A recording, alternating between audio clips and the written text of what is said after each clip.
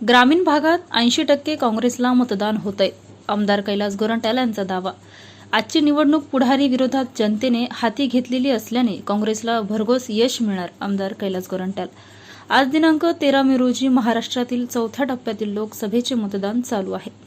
यामध्ये जालना लोकसभा मतदारसंघाचा समावेश असून जालन्याचे आमदार कैलास गोरंट्याल यांनी सकाळी कादराबाद येथे सहकुटुंब मतदान केले. यावेळी माध्यमांशी बोलताना ते म्हणाले की केंद्रीय रेल्वे राज्यमंत्री असलेले आणि 25 वर्ष खासदार असलेले रावसाहेब दानवे विरुद्ध काँग्रेसचे साधारण माणूस असलेले कल्याण काळे अशी फाईट होत आहे. जालना लोकसभा मतदारसंघाकडे महाराष्ट्राचे नव्हे तर देशाचे लक्ष लागून राहिले आहे. कारण इथली निवडणूक पुढारी विरुद्ध जनता अशी झालेली आहे. जनता स्वतः पुढाकार घेऊन निवडणुकीला सामोरे जात असल्याचे गोरंट्याल म्हणाले. ग्रामीण भागामध्ये काँग्रेसला भरभरून प्रतिसाद मिळत असून 80% मतदान काँग्रेसला होत असून शहरी भागामध्ये 60% काँग्रेस आणि 40% भाजप चालत असल्याचेही गोरंट्याल म्हणाले.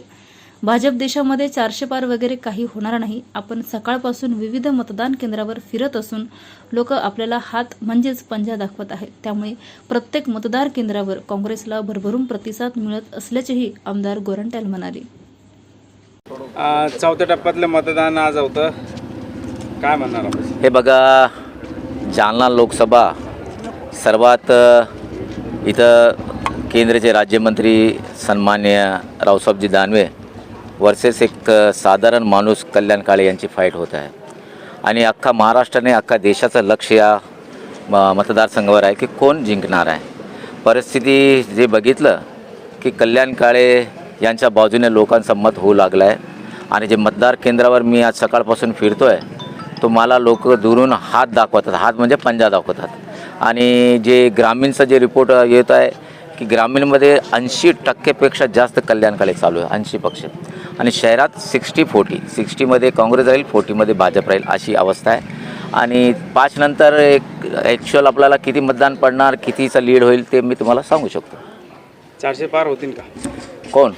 भाजप? नाही, काँग्रेस 400 पार नाही होणार. भाजप हे बघा तुम्हाला सांगतो हद्दपार होणार आहे.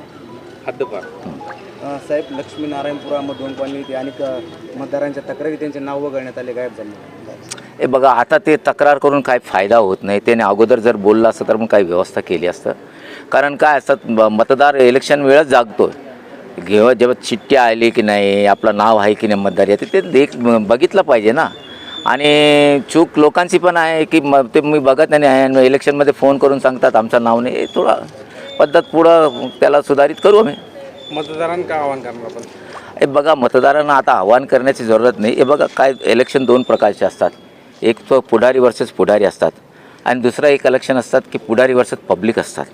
आणि हा इलेक्शन पब्लिकने हातात गेली, कल्याणराव काळेसाठी पब्लिकने हातात घेतलेली आहे.